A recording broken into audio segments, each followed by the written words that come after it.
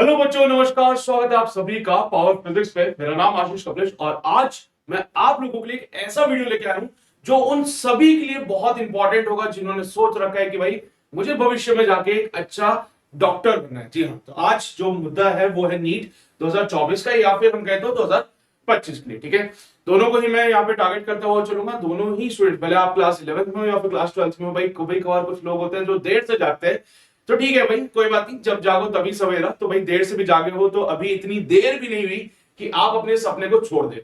तो भाई आप लोगों के लिए भी ये वीडियो बहुत इंपॉर्टेंट होगा, तो बस लास्ट तक बने रहिएगा और बहुत ज्यादा टाइम नहीं लेने वाला आप लोगों का। ठीक है, तो थोड़ी बहुत इंफॉर्मेशन जो हर एक नीट एस्पिरेंट को पता होनी चाहिए, क्योंकि देखिए आपका सपना है एक अच्छा डॉक्टर बनना, उसके लिए आपको करनी पड़ेगी नीट की प्रिपरेशन। भाई जब नीट के बारे में पता ही नहीं होगा कुछ, तो प्रिपरेशन किस चीज की करोगे फिर, है ना।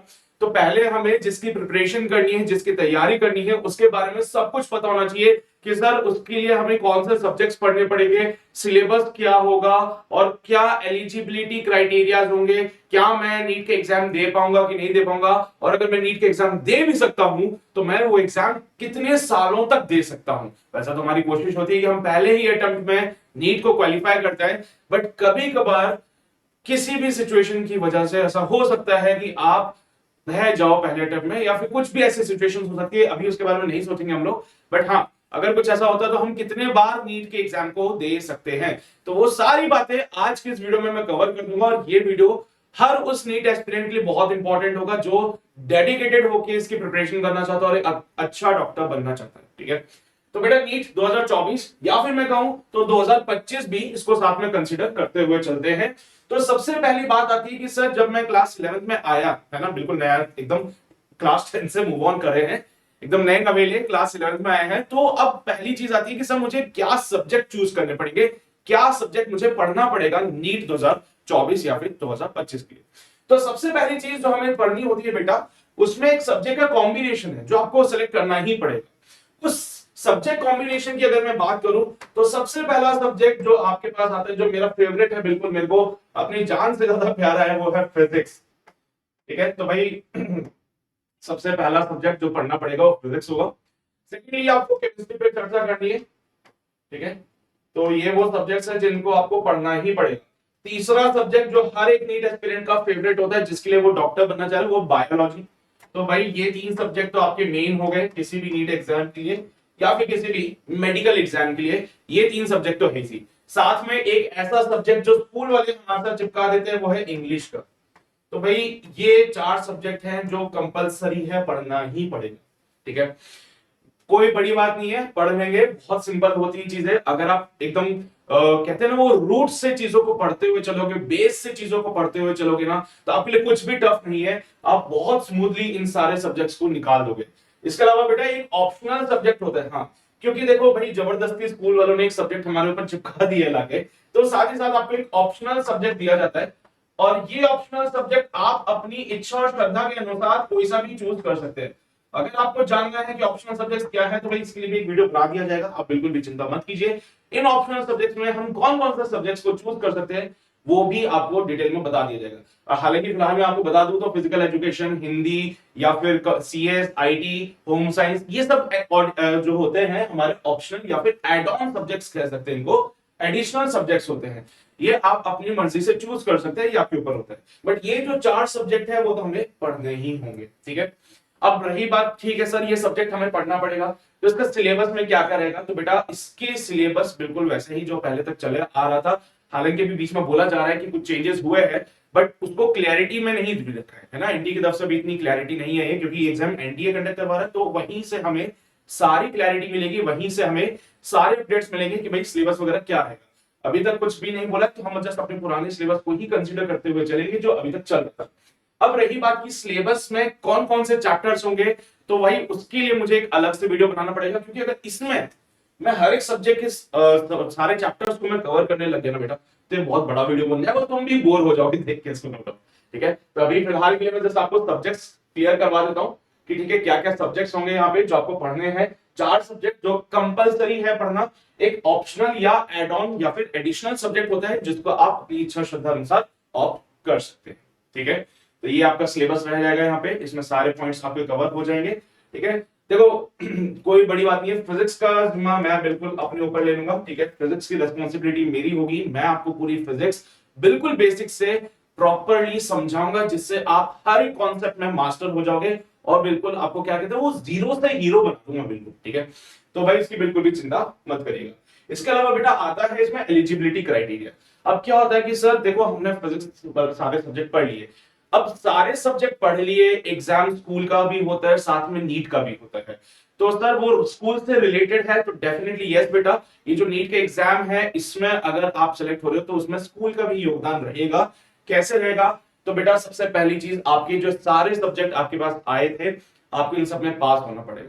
अगर एनी हाउ किसी भी कंडीशन की वजह से कुछ भी ऐसा होता है कि आप इन सब्जेक्ट्स में रह जाते हो, किसी भी एक सब्जेक्ट में अगर आप फेल हो जाते हो बेटा, तो फिर आपका सिलेक्शन मुश्किल है। भले आपने बहुत अच्छा स्कोर किया वहां पे, अच्छा रैंक लाए हो आप नीट में, लेकिन फिर भी अगर आप स्कूल में फेल हो गए तो वही डेफिनेटली वहां पे आपको सिलेक्शन नहीं होगा, आप रुक जाओगे।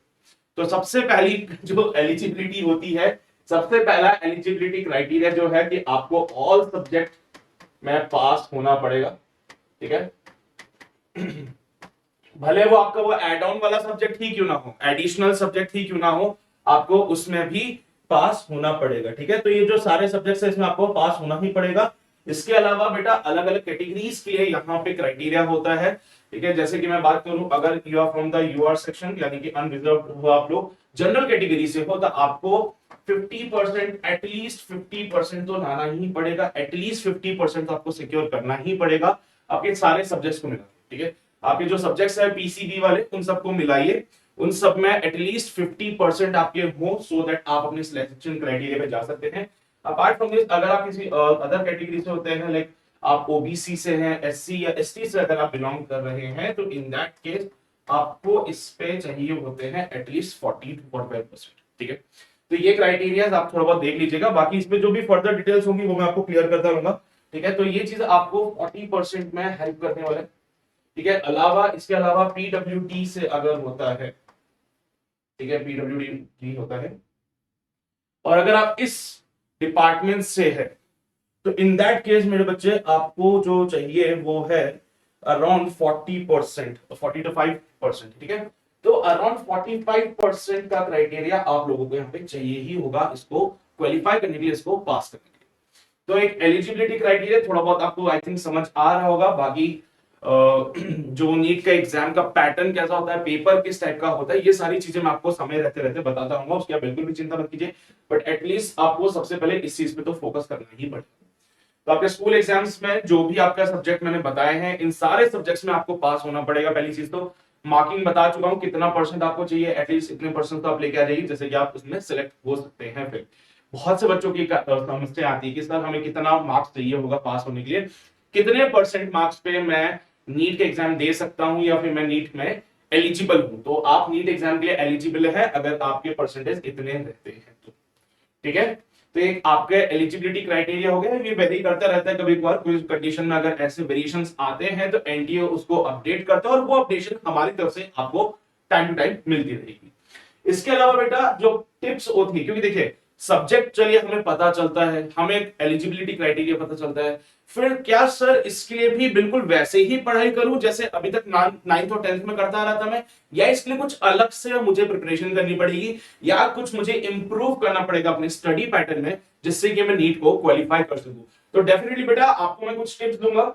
अब आप जब भी पढ़ाई करो, जब भी आप प्रिपरेशन करो, तो आप बस उन्हीं टिप्स को फॉलो करते हुए चलेगा, उसी तरीके से प्रिपरेशन कीजिएगा और आपका सिलेक्शन 100% होगा, इस बात की मैं गारंटी देता हूं। और ये गारंटी इस बेसिस पे दे रहा हूं क्योंकि आपसे पहले जिनको मैंने पढ़ाया उनका भी सिलेक्शन हुआ, ठीक है। तो भाई टिप्स में ज्यादा कुछ नहीं है, आप अपने पैटर्न्स को फॉलो करते हुए चलिए। सर्टेन बुक्स होती हैं जो हमें फॉलो करनी होती है, जिसमें सबसे पहली और सबसे इंपॉर्टेंट बुक होती है आपकी एनसीईआरटी, ठीक है। आपकी एनसीईआरटी बुक जो है बेटा सबसे इंपॉर्टेंट है, आप फॉलो कीजिए। इवन मैं मतलब बायो के लिए बोलूं तो बायो के लिए तो एकदम आपके लिए वो एक होली बुक हो चुकी है, और अगर आप उसको नहीं कंसीडर करो तो आप रह जाओगे।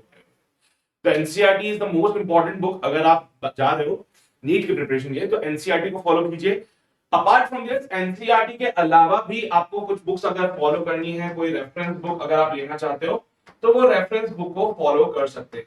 अब ये रेफरेंस बुक्स में कौन कौन सी बुक्स हमारे पास अवेलेबल होती है मार्केट में, इसमें सर्टेन नाम होते हैं, जैसे कि एच.सी. वर्मा बुक बहुत अच्छी बुक है फिजिक्स की, आप देखिए। ऑल्दो उसका लेवल थोड़ा सा ज्यादा है, लेकिन हाँ कॉन्सेप्ट क्लियर है तो वो बुक आप बहुत इजीली कर लेंगे। अपार्ट फ्रॉम दिस बेटा डीसी पांडे एक और बुक आती है जो मार्केट में आपको मिल जाएगी, आप इन बुक्स को फॉलो कर सकते हैं अपनी नीट प्रिपरेशन के लिए। इसके अलावा कोई भी बुक आप या फिर किसी कोचिंग इंस्टीट्यूट का मॉड्यूल अगर आप प्रेफर कर रहे हो तो आप वो भी कर लीजिए, कोई दिक्कत नहीं। बट एट द एंड मैं सिर्फ इतना सा कहना चाहता हूं कि अगर आप कोई बुक फॉलो कर भी रहे हो तो उस बुक को बिल्कुल शिद्दत के साथ फॉलो कीजिएगा। उस बुक को इतना सॉलिड तरीके से हमें कंसीडर करना है, उसके हर एक क्वेश्चन को इतने अच्छे से सॉल्व कर लेना है कि आधी रात को कोई नींद से भी उठा के पूछ लेना कि भाई ये क्वेश्चन बता दे, तो आप उस क्वेश्चन को सॉल्व कर पाए। ठीक है, तो आप एनसीईआरटी तो भैया बिल्कुल भगवान मान लेना आपको। ठीक है, तो एनसीईआरटी तो होनी ही चाहिए आपके पास, और ऐसा नहीं कि होनी का मतलब सर हम खरीद के लेके आ गए रख दी साइड में, पढ़ना है उसको, उसकी हर एक लाइन आपके लिए बहुत इंपॉर्टेंट होगी, उसके सारे क्वेश्चन को आप कर लीजिए। इसके अलावा अगर आपके पास आपको लगता है कि नहीं सर हो गया मेरा एनसीईआरटी का, तो आप आइए रेफरेंस बुक पे, कोई भी रेफरेंस बुक आप ले सकते हैं जिसमें एच.सी. वर्मा, डीसी पांडे ये सारी हो सकती है, या फिर आप किसी कोचिंग इंस्टीट्यूट का अगर आपका कोई दोस्त जा रहा है या फिर आप खुद भी अगर किसी कोचिंग इंस्टीट्यूट का पार्ट है, तो जो मॉड्यूल आपको वहां से मिल रही है आप उसको कंसीडर कीजिए, उसके सारे क्वेश्चंस को सॉल्व कीजिए, ये सबसे ज्यादा जरूरी है। ठीक है, तो भाई बुक्स की बातें हो चुकी है। दूसरा पॉइंट जो आपके लिए होता है, आपको नोट्स बनाने बेटा। हम आपको यहाँ पे जो भी पढ़ाएंगे, बोर्ड पे जो भी लिखाएंगे, जो भी क्वेश्चंस कराएंगे, ये सारी की सारी चीजें आपके नोट्स में भी होनी चाहिए। ठीक है, ऐसा क्या कुछ बच्चे क्या ऑनलाइन, देखो ऑनलाइन पढ़ाई भी सब एफिशिएंट होती है, और ऑनलाइन में जो हम आपको पढ़ाते हैं वो भी मोर देन सफिशिएंट होता है आपके किसी भी कॉम्पिटिटिव एग्जाम के लिए। बस क्या है, कंपनी होती है, एक मक्कारी होती है जो बच्चे की तरफ से होती है, वो इतनी सी होती है कि सर जब वो ऑनलाइन में आता है तो वो बस ये सोचता है कि ठीक है वीडियो देख लिया काम हो गया खत्म। सिर्फ वीडियो देखना सफिशिएंट नहीं है बेटा, क्लासरूम में जाते हो तो वहां पे जो टीचर बोर्ड पे लिखता है वो सारा तुम लिखते हो ना अपने नोट्स में भी, तो यहाँ पे भी वो ऐसा ही है। ठीक है, तो आपको जो भी बोर्ड पे लिखा हुआ है सब अपने नोट में लिखना है। आपको फॉर्मूला लिस्ट बनाना पड़ेगा बेटा। फॉर्मूला लिस्ट क्या होता है, बेसिकली जो भी पर्टिकुलर चैप्टर आप पढ़ रहे हो, देखिए मैं फिजिक्स के थोड़े पॉइंट ऑफ व्यू से बात करना चाहूंगा यहाँ पे। फिजिक्स में क्या फॉर्मुलेज होते हैं, क्योंकि सम टाइम इट हैपेंस कि बच्चों से फिजिक्स में क्वेश्चन नहीं हो पाते, वो प्रॉब्लम से आ जाते हैं कि सर ये क्वेश्चन नहीं हो पा रहा मुझे, तो वो उसकी जो वजह है कि वो क्वेश्चन क्यों नहीं हो पा रहे, कि बच्चा अपने नोट्स नहीं बनाता है, साथ ही साथ वो फॉर्मुला लिस्ट नहीं बनाता है। क्या होता है कि बच्चे क्वेश्चन सॉल्व करते करते फॉर्मुला भूल जाते हैं, अरे इसका फॉर्मुला क्या था, अरे क्लास में पढ़ा था मैंने, याद आ रहा है याद आ रहा है याद आ रहा है। वो नहीं करना है, हमें एक फॉर्मुला लिस्ट बनानी है, जहां पे भी लगता है कि फॉर्मुला मैं भूल गया वहां पे फॉर्मुला लिस्ट निकाली, वो फॉर्मुला एक बार चेक किया, जान गए हमारी क्या कमी थी, हम फॉर्मुला भूल रहे थे, कोई बात नहीं, रोज देखो उसको।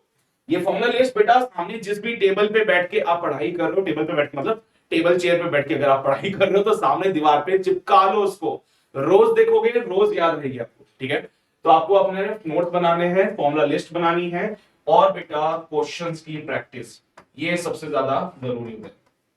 ठीक है, वैसे तो ये कॉमन पार्ट होता है, भले आप फिजिक्स की बात कर लीजिए, भले आप केमिस्ट्री की बात कर लीजिए, या फिर आप बायोलॉजी की बात कर लीजिए, तीनों में ही ये चीजें जरूरी होती है। बायोलॉजी में फॉर्मुलाज नहीं होते, बट स्टिल वहां पे भी आपको नोट्स तो बनाने ही है अपने, वहां पे भी आपको ज्यादा से ज्यादा क्वेश्चंस की प्रैक्टिस करनी है, क्योंकि जितना ज्यादा आप क्वेश्चंस की प्रैक्टिस करोगे, जितना ज्यादा आप क्वेश्चंस को सॉल्व करोगे, उतना ही बेनिफिट आप लोगों को मिलेगा। ठीक है, तो बेटा ये कुछ पॉइंट्स हैं जिनको आप फॉलो करते हुए चलेगा। इसके अलावा बेटा आप लेक्चर्स देख लीजिए। ठीक है, आपको लेक्चर्स मेरी तरफ से मिलते जाएंगे, डेली लेक्चर्स आपको मिल जाएंगे यहाँ पे। ठीक है, तो लेक्चर्स आप देखिए, तो लेक्चर्स आपको मिल जाएंगे बेटा डेली के बेसिस पे। इसके अलावा आपको जो भी बीच बीच में मोटिवेशन चाहिए होगा, वो मोटिवेशन यानी कि आपके नीट एग्जाम के लिए क्या क्या चीजें आपके लिए जरूरी होगी, वो मेरी तरफ से मैं आपको प्रोवाइड करूंगा। ये वो टिप्स हैं जो आपको फॉलो करनी है, और ये वो चीजें हैं जो मैं आपको प्रोवाइड कराऊंगा। डेली लेक्चर्स, मोटिवेशन जो भी आपको चाहिए, मतलब मोटिवेशन ये नहीं कि मैं तुम्हें रोज बोलूंगा उठ जा, खड़ा हो जा, पढ़ाई कर ले, ये कर ले, नहीं, मैं आपको सिर्फ बताऊंगा कि कैसे आप अपनी प्रिपरेशन को एनहेंस कर सकते हो, कैसे आप अपने जो भी चीजें पढ़ रहे हो उसको बूस्ट कर सकते हो। देखो क्या होता है ना कि अब वो जमाना नहीं रहा जहां पे हम गधों की तरह मेहनत कर रहे हैं, सर मैं तो 20 घंटे पढ़ता हूं, मैं तो 16 घंटे पढ़ता हूं, सर पूरा दिन पढ़ता रहता हूं, मैं तो 24 घंटे पढ़ता हूं।